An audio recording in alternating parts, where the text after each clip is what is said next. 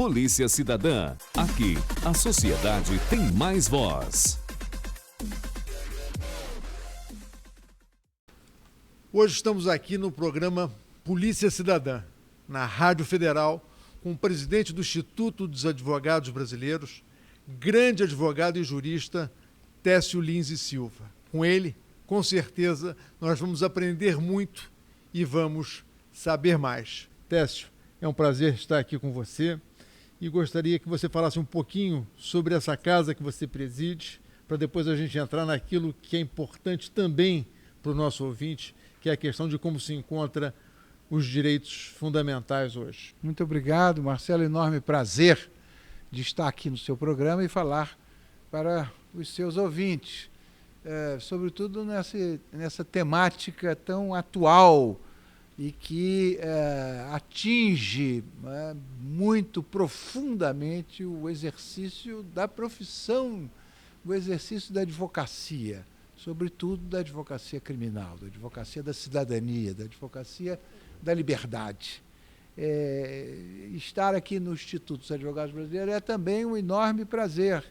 Eu tenho a honra de presidir a instituição mais antiga das Américas. O Instituto dos Advogados Brasileiros foi fundado em 1843, são 173, estamos indo para 174 anos, né? 173 anos, completando 173 anos, e foi criado por Dom Pedro II, ainda no Império, um aviso imperial, e o primeiro presidente foi um sujeito que era extraordinário, genial, que era um brasileiro, um baiano chamado Francisco Gomes Brandão, que adotou o nome de Francisco G. Acaiaba de Montezuma. Era uma figura interessantíssima. E o Instituto dos Advogados Brasileiros foi fundado para criar a Ordem dos Advogados do Brasil. Foi criado para disciplinar a profissão do advogado, porque Dom Pedro havia criado os cursos jurídicos em 1822, já começava a existir uma categoria de advogados, não mais só de bacharéis, mas de advogados, que antes eram formados em Coimbra, e era preciso disciplinar a profissão, organizar a profissão. Tanto que se chamava Instituto da Ordem dos Advogados do Brasil. E o Instituto ajudava o imperador na formulação da ordem jurídica brasileira. O Código Comercial, que é de 1850, que está em vigor até hoje, tem um projeto que está sendo discutido no Senado, está em via, tem no processo deliberativo, no processo legislativo brasileiro, está lá o Código Comercial em andamento. E o código que está em vigor, que é de 1850, foi feito aqui no Instituto dos Advogados Brasileiros por encomenda de Dom Pedro. E toda a legislação era discutida e passava pelo IAB. Dom Pedro frequentava as reuniões do Instituto dos Advogados. Temos aqui a cadeira que ele usava, que está preservada, uma cadeira, enfim, como de resto, todo esse plenário. Ele frequentava, ele gostava, ele era um homem de letra, era um homem de cultura.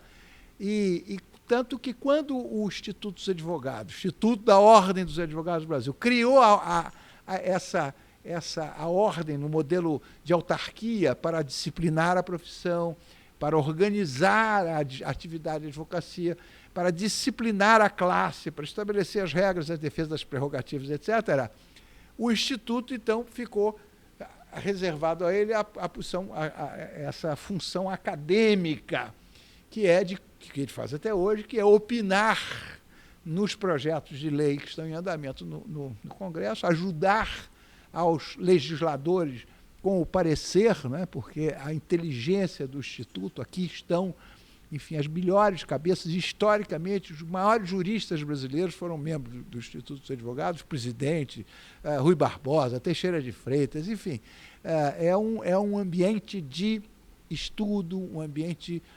de academia.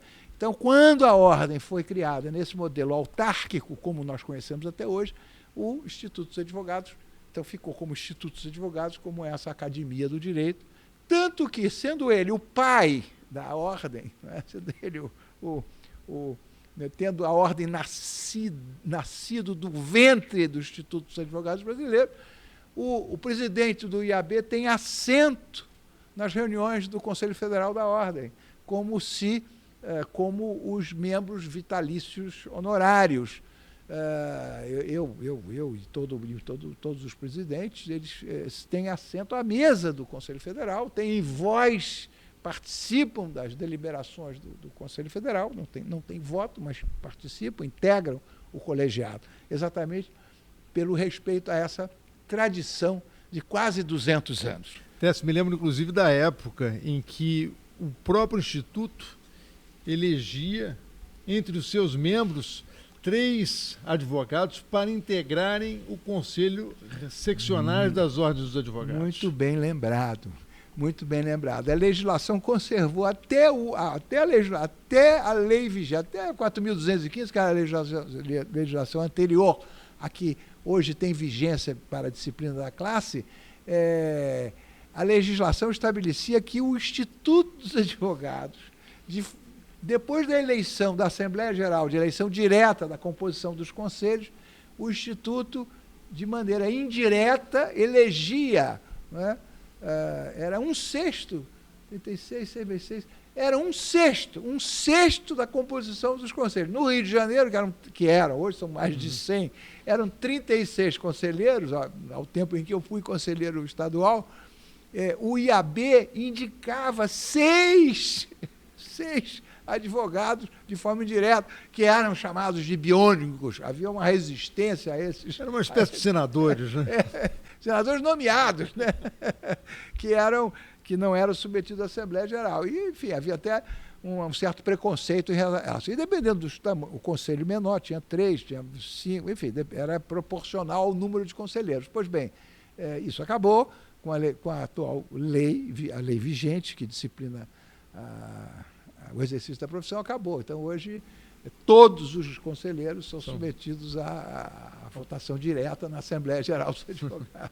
Doutor Técio, o Instituto tem, como você muito bem disse, essa tradição de analisar legislação, subsidiar o Congresso Nacional. Eu, enquanto estive lá muitas vezes, me socorri do Instituto para a apresentação de projetos de lei.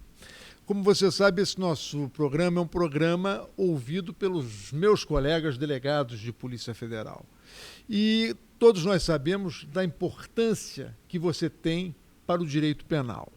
E então nós gostaríamos de saber que importância você dá para o instrumento do inquérito policial, que é o instrumento pelo qual o delegado de polícia faz a apuração do crime, determinando materialidade e autoria. Isso, enfim, é da estrutura do processo democrático.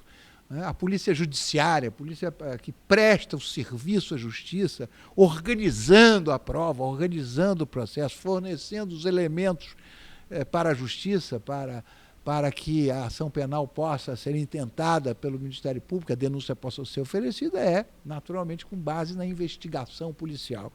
E exatamente por prezar, não é, um processo democrático, um processo bem feito, porque o processo mal feito não interessa a ninguém, muito menos ao advogado, né? Interessa que a prova seja produzida.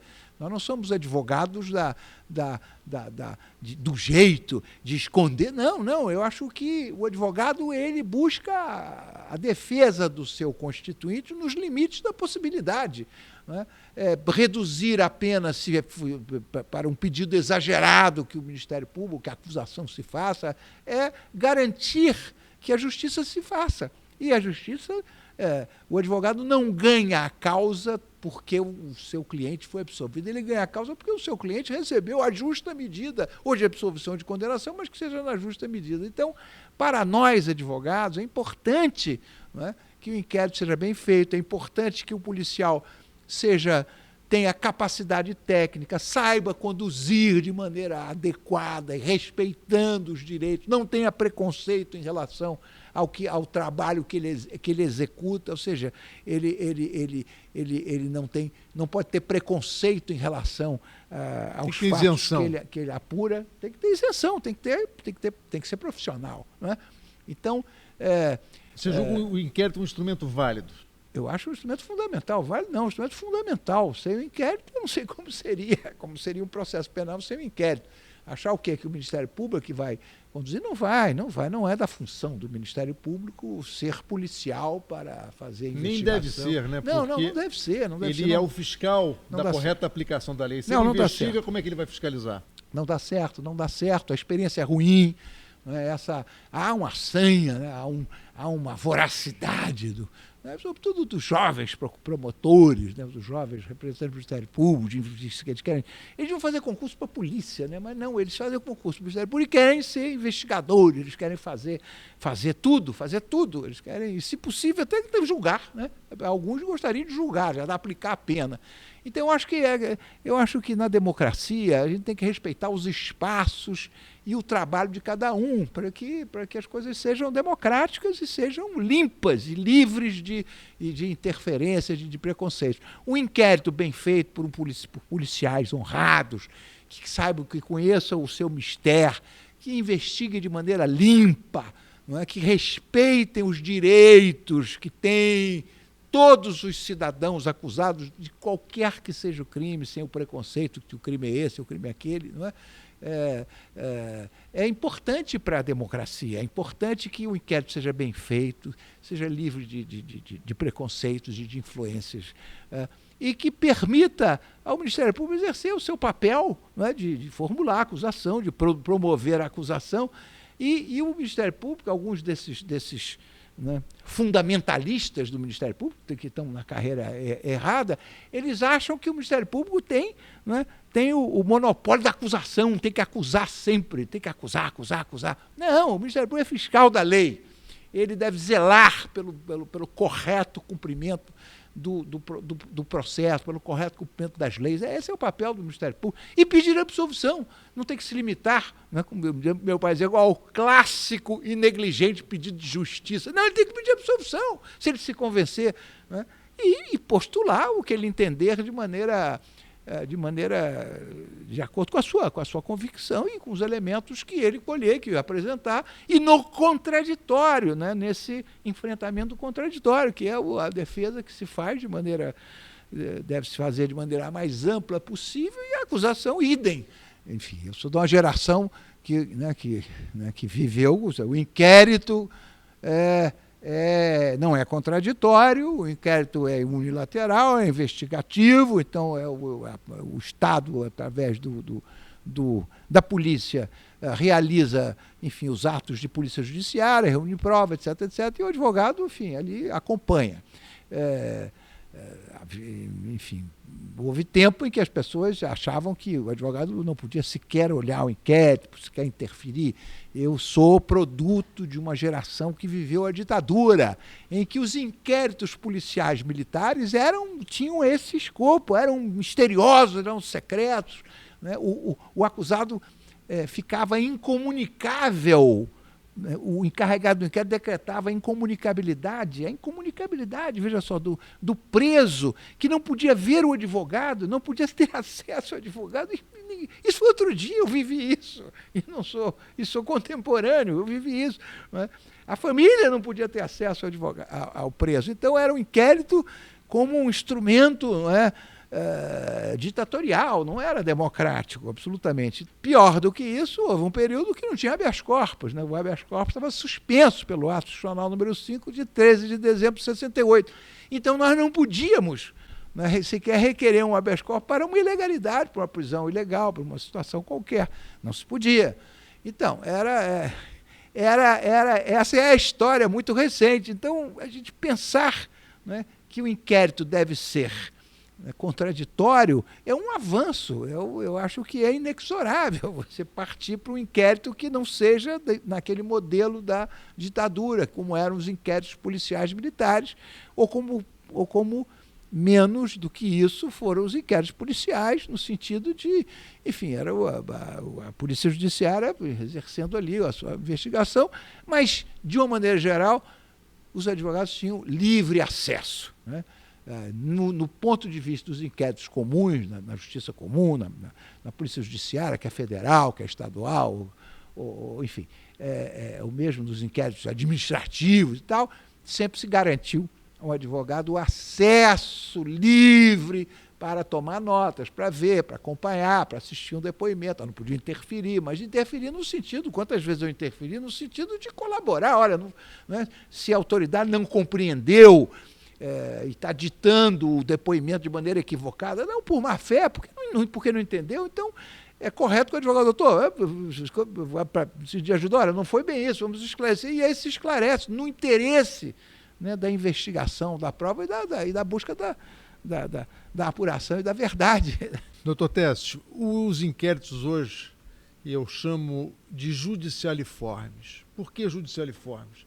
Porque muitas das medidas que são necessárias, né, à busca da prova, né, por exemplo, quebra de sigilo de telefônico, interceptação, quebra de sigilo bancário, mandados de busca e apreensão têm que ser concedidos por juiz. Eu lhe pergunto o seguinte, nós estamos talvez num momento em que nós tenhamos que repensar o modelo, porque aquele juiz que de alguma forma ajuda a polícia a buscar determinados elementos probatórios, ele está isento para fazer o julgamento, ou ele deveria apenas trabalhar nesse momento e depois ir à livre distribuição, como se faz, aliás, no DIPO em São Paulo, onde há um juiz de garantias, vamos chamar assim, né? E quando formulada a denúncia, é distribuída a uma das varas criminais. Eu acho que esse modelo é o mais adequado. Eu acho que o juiz que participa, não é, da instrução probatória anterior ao recebimento da denúncia, que participe das medidas cautelares, não é, que autorize tais e quais medidas que são violentas, que são invasivas da intimidade, que quebrem, né, a garantia do sigilo, ou bancário, ou fiscal, ou telefônico, ou o que seja, esse juiz, Marcelo, como você muito bem observou, deveria ser preservado apenas para essas medidas, porque, evidentemente, ele estará, né, de certa maneira, comprometido para o julgamento desse fato, cuja investigação ele participou. Então, esse modelo de ter ali um juiz de garantia que, enfim, que auxilia a produção de todas as provas necessárias para a investigação, né, que seja preservado para isso. E na hora da ação penal, do oferecimento da denúncia, vai para um juiz que será, não é, que será virgem, digamos assim, em relação aos fatos, né? Que aí passa, que será o juiz natural. Não tem um preconceito, né? Não tem preconceito, ele não conhece, ele está vendo pela primeira vez os fatos, ele não estava torcendo a favor disso ou daquilo. Esse modelo do DIPO, doutor Técio, eu trabalhei muito tempo com isso em São Paulo, enquanto delegado de Polícia Federal. E tentei por várias vezes exportá-lo de São Paulo, né? Tive até algumas reuniões no Tribunal de Justiça aqui do Rio de Janeiro, né, para que isso viesse a acontecer. E agora nós temos um outro fenômeno, né, que de alguma forma cria isso, que são as chamadas audiências de custódia. Como você vê essa questão das audiências de custódia? Eu acho que a audiência de custódia, a experiência é fantástica. As audiências de custódia estão salvando o sistema penitenciário, estão garantindo a existência do sistema penitenciário, que é caótico, que é um horror, né, mas que está lá. Você, né, fala de cátedra, né? Você foi secretário de Justiça, né? Eu já fui carcereiro. Então, a audiência de custódia, a experiência de todas o último número eram 40 mil prisões em flagrante, 20 mil liberdades. 20 mil! A metade foi posta em liberdade. Imagina! Imagina isso, o que significa esse sistema penitenciário. Né? Então, eu não tem a menor dúvida que a audiência de custódia é positiva, porque e é bom para o delegado, é bom para a polícia, porque o sujeito vai a exame de corpo de delito, quer dizer, a prova de que o sujeito não sofreu constrangimento, e que em determinado momento, o que é o flagrante? É a certeza visual do crime. É a certeza visual do crime. Então, em determinado momento, em tais ou quais circunstâncias, levou a autoridade a realizar a prisão em flagrante. Mas é preciso saber se esta prisão em flagrante deve justificar a permanência do preso na prisão.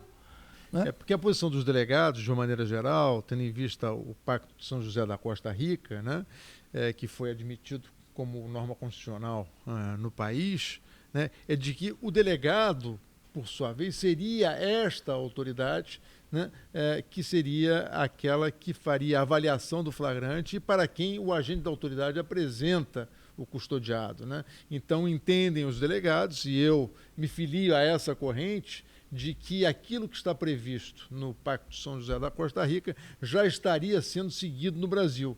Mas esse é um avanço ainda maior.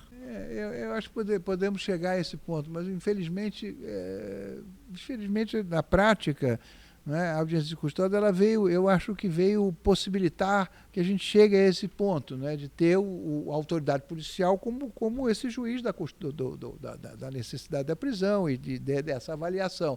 Mas é que a lei ela estabelece, em muitos casos, não é? Ela impede a fiança, então o delegado às vezes acha que a prisão poderia ser relaxada, mas ele não pode relaxar, porque o crime é inafiançável, ou a fiança depende do juiz, então ele não pode fazer nada, então seria preciso que ele tivesse essa alçada, né? Mas não tem. Então a lei não permite que o delegado estabeleça. Não, esse aqui não precisa ficar preso. Infelizmente, eu acho que no futuro nós chegaremos lá. Mas enquanto não chegamos, essa apresentação do preso ao juiz de plantão e tal, eu já assisti a audiência lá quando inauguraram a central de custódia aqui no Rio de Janeiro, né, aqui na capital, na cidade do Rio de Janeiro, eu fui na inauguração e assisti lá a audiência e tal. Foi interessante, experiência interessantíssima que eu vivi. Então, por outro lado, também os números da economia que se faz, né, tirando essa prisionalização, impedindo que esses presos em flagrantes sejam levados para o sistema penitenciário, portanto, tem um custo individual que é altíssimo. Então, na casa, eu não tenho os dados aqui, não é o caso da gente, enfim, descer a esses detalhes, mas é na casa de bilhão de economia, é bilhão de reais. Então, esse preconceito também, eu acho que trabalha com o preconceito de que a prisão tem que ser reservada para os casos em que seja necessária a prisão. Não é achar que é o panaceia para todos os lados, a prisão como regra geral. Eu acho que trabalha com a ideia também de voltar na prisão, quem precisa ficar preso. Né? Eu fui secretário de Justiça, só para concluir, Marcelo, eu fui secretário de Justiça, e eu posso dizer de cátedra, que naquele tempo, isso tem muitos anos, a população carcerária era um terço da que é hoje, foi nos idos de 80, de 87. Eu posso garantir, pelo que eu conhecia dos presos, se a gente esvaziasse 50% da cadeia, não mudava nada, a sociedade ia ficar igualzinha, não aumentava a violência, não diminuía a violência, porque o número imenso de pobres, de miseráveis, de gente que não tem nenhuma periculosidade, são resultado da injustiça social mesmo, são os famélicos de sempre, são os injustiçados de sempre. Então, na verdade, os presos perigosos, os presos que assustam, que estão nas penitenciárias, felizmente, são em número muito pequeno. São mesmo, de verdade, eles se constituem a minoria. Né? Então, e por serem mais experientes, espertos, acabam escravizando e tendo aquela massa, não é, aquela massa de presos para servirem do seu exército e de recrutamento para a sua atividade criminosa. Então, eu acho que é preciso perder um pouco também esse preconceito. Enfim, o que tem? Você cometeu o delito, mas fica solto. Vai pagar, né? Tem alternativas da pena de prisão, tem prestação de serviço à comunidade. É preciso que que a regulação dessas medidas alternativas seja também fiscalizada, seja ampliada. Os juízes são muito preguiçosos, os juízes é muito mais fácil condenar, nem mandar para a prisão, do que estabelecer, não é, uma prisão alternativa, que tem que ser fiscalizada, que vai dar trabalho e tal. Não, a prisão, ele lava as mãos e encerrou o assunto. Então, é preciso também que a justiça, né, seja um pouco mais inteligente no sentido de compreender, né, que ficar mandando pobre e gente que não precisa estar presa para a prisão é uma coisa muito ruim para esta população, para a sociedade, para todo mundo, não é bom para ninguém. Doutor Tércio, me corrija se eu estiver enganado. O homem das liberdades foi o homem que construiu o Bangu 1? Não, eu construí Bangu 1, foi na minha gestão, foi uma solução de defesa, foi legítima defesa do sistema penitenciário que era dominado na época pelo Comando Vermelho. Era dominado. Vou lhes dizer uma coisa, pouca gente sabe disso. Quando eu assumi a Secretaria de Justiça, um preso, Marcelo, para ser recebido numa unidade, tinha que ter a aprovação de uma comissão de internos. O preso só podia ser transferido daquela unidade para outra se esta comissão aprovasse e se a comissão de lá, no mesmo sentido, recebesse o preso. Ou seja, o Estado não tinha nenhum controle. Havia... o diretor só podia ser diretor se houvesse a aprovação do coletivo. Era uma coisa completamente absurda. O Estado tinha perdido completamente o controle da situação do sistema carcerário. Então era preciso, e nós constatamos, como eu disse há pouco, que era uma minoria, eram pouquíssimos, que a liderança opressiva era pequena, eficiente, né? Atuante, organizada, mas pequena, felizmente. E essa minoria era a liderança exercida no terror, não era liderança. Qualquer aglomerado humano tem um líder, qualquer um, de qualquer idade, de qualquer extrato social. Um grupo de pessoas que se reúna para qualquer coisa, vai surgir naturalmente o líder, vai surgir, é da natureza humana, mas vai surgir o líder autêntico, o líder que é feito líder pelo coletivo. Na prisão, não, era o líder que é feito líder na opressão, matando e mandando matar. Então era preciso, como fazer isso?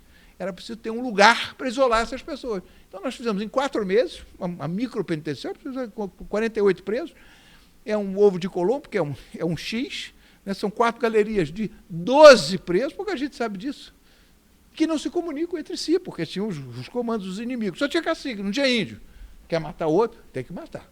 Não pode mandar matar. Tem que ir lá e matar. Né?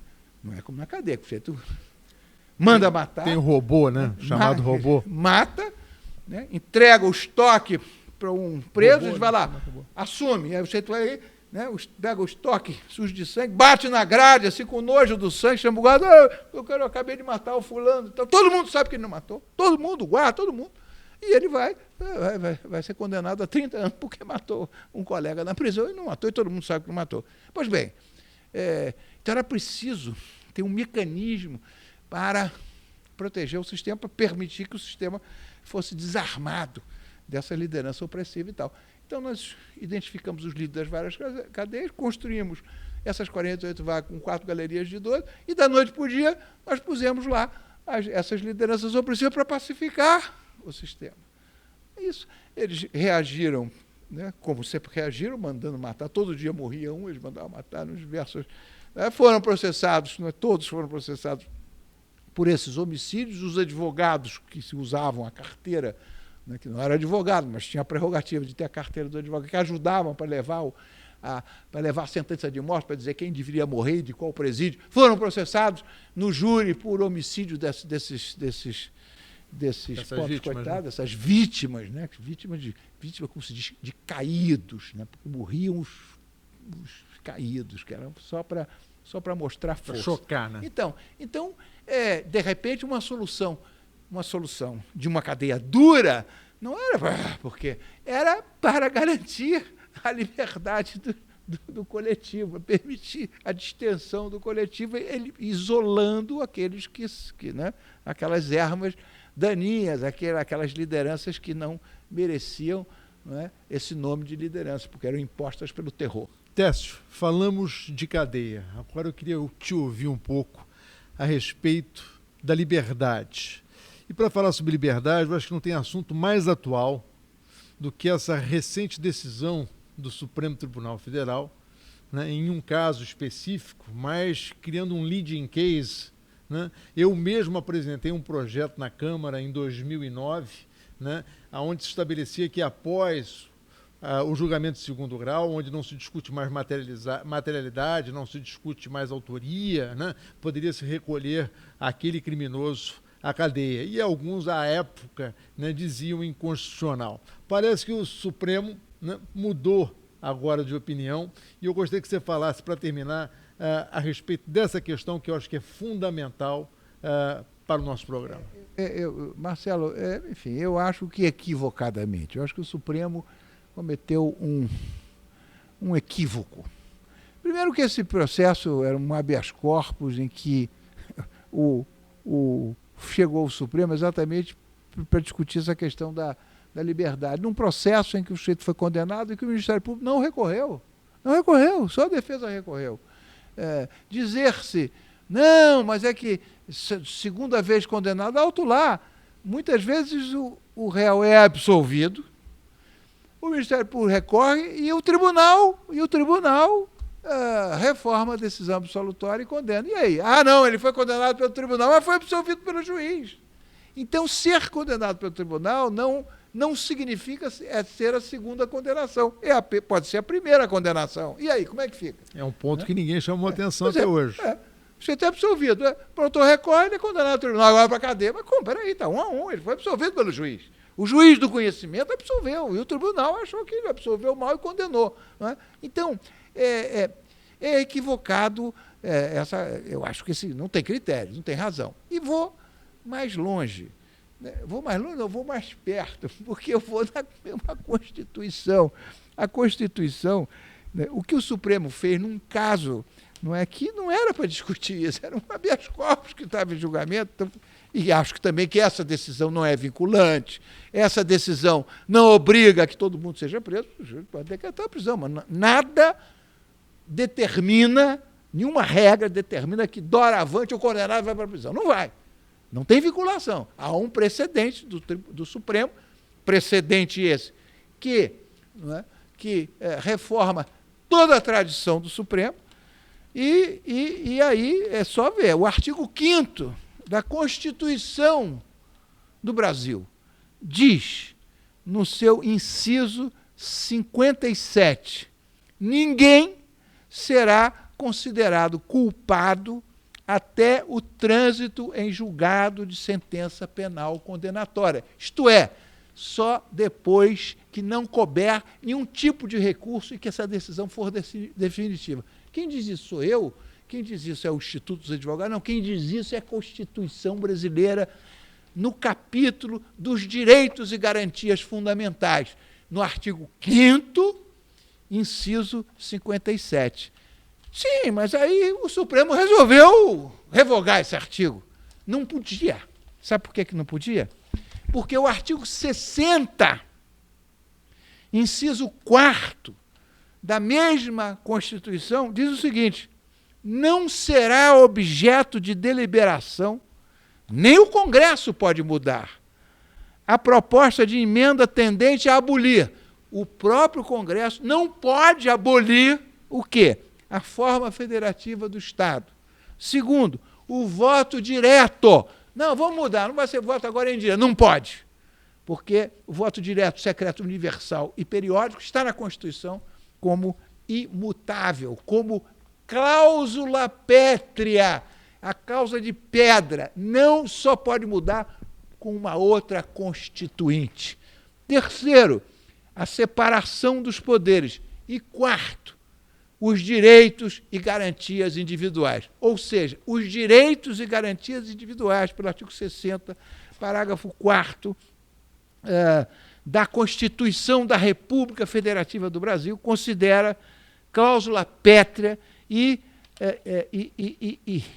imutável. Ou seja, a Constituição Cidadã de 88 passou, né, a nação brasileira passou a integrar a moldura das modernas democracias contemporâneas, sendo reconhecida pela grandeza de seu ideário, está aqui no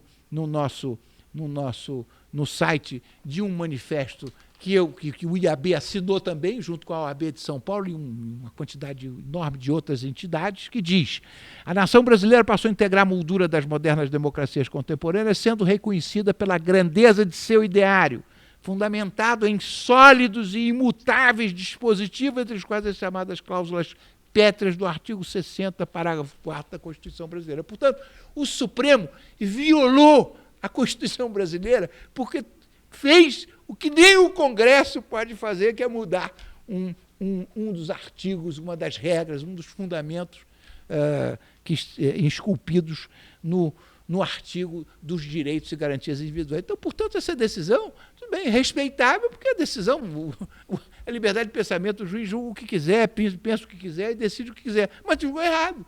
E a gente pode dizer que julgou errado. E eu espero que isso, enfim, é sinal dos tempos, isso se corrige. Isso se corrige. Eu já vi coisas piores, né, na justiça, né? Na ditadura não havia habeas corpus. O Tribunal Militar, com divisão, agora na ditadura era melhor. Não, mas é preciso o seguinte: não havia habeas corpus. O Superior Tribunal Militar funciona aqui. Funcionava no Rio de Janeiro, na Praça da República, ao lado da Faculdade de Direito, em frente à Faculdade Nacional de Direito, ao lado do Hospital Souza Guiar, né? Entre o direito e a medicina e a doença. Pois bem, o tribunal era ali. Não tinha habeas corpus. Aí já tinha uma ilegalidade, alguém desaparecia, era preso, a gente tinha o presidente do tribunal com uma petição de habeas corpus, sem dizer que era habeas corpus. Olha, senhor presidente, foi preso uma pessoa assim, de maneira irregular, está preso no DOI-CODE, não sei o quê, na Polícia do Exército. O que ele fazia? Mandava pedir informações. Não tinha habeas corpus, mandava pedir informações. Não, ele tomava conhecimento do ilegal, ele mandava perguntar. Aí lá o encarregado lá, o comandante apontado como autoridade coatora, o comandante militar do comando do Exército, da primeira Exército, ou o comandante do Distrito Naval, ou do comando aéreo, que fosse apontado como coator, diria: não, isso aqui é um subversivo, comunista, é acusado de violar a Constituição, a Lei de Segurança Nacional, não cabe habeas corpus. Aí o presidente do tribunal, muito bem, não cabe habeas corpus, ele conhecia aquilo como representação, e não obstante, não deu habeas corpus. O Tribunal Militar, que era composto de oficiais generais, né, todos responsáveis pelo golpe de 64, eles compreendiam e minimizavam aquela violência que o Estado ditatorial estava impondo. Então, agora, na democracia, né, nas luzes da liberdade, a gente vê uma decisão inteiramente equivocada do Supremo Tribunal Federal, eu fico muito triste. Eu lamento muito, porque, enfim, o Supremo sempre foi, né, a nossa grande esperança na advocacia de liberdade, e sempre conta com o Supremo. Mas os tempos mudam, isso é assim mesmo. Eu tenho esperança que daqui a pouco isso vai mudar, né? Como a música do Chico Buarque, apesar de você... Né, amanhã há de ser. Amanhã há de ser outro dia. Tá bom, doutor Técio, foi um prazer enorme, né, participar desse programa. Tenho certeza que os nossos ouvintes estarão muito interessados em ouvir essa lição, essa aula de direito constitucional, de direito penal, que você nos deu. Você, hoje, presidente do Instituto dos Advogados Brasileiros, grande criminalista, grande jurista. Obrigado. E meu amigo há muitos anos. Eu quero falar, Marcelo Itadiba, eu conheço você de estudante, conheço você como advogado, conheço você, enfim, da vida inteira, conheço você no exercício limpo, correto, na Polícia Federal, na Superintendência do Rio de Janeiro, depois como secretário de Estado de Segurança. Conheço você a vida inteira. Posso ser, no juízo final, arrolado como sua testemunha. E sei o quanto você é um sujeito correto, que pensa o Brasil, que quer o bem das instituições e que... se todos os policiais federais fossem como Marcelo Itadiba, eu acho que o mundo estaria melhor.